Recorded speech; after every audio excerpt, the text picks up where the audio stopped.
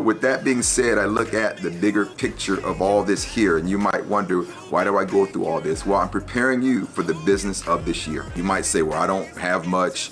My dream is small. I don't have enough money. I don't have the education. I don't think I'm bright enough. I don't think I'm smart enough to take care of the business God wants me to take care of. I feel like, I'm insignificant. I don't matter. Well, I've got a word for you for this. In John chapter 6, there was a time when Jesus saw the multitude that was around him, and he looked up and he told his disciples, you feed them. What are we going to feed them? We don't have enough money to feed all of them. There's no food around here. Well, in John chapter 6, this is unique.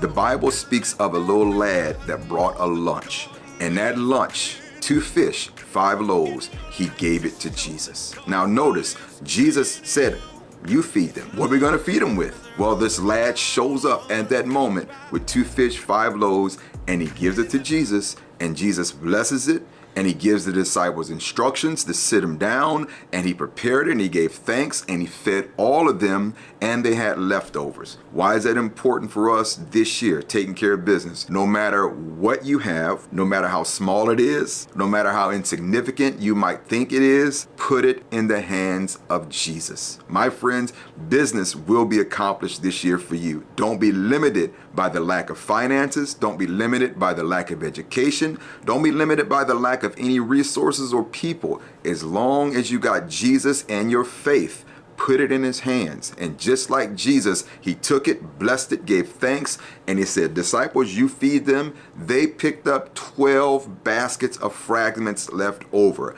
How in the world can you get 12 baskets of fragments left over after feeding 5,000 men plus the women and the children with only 2 fish and 5 loaves?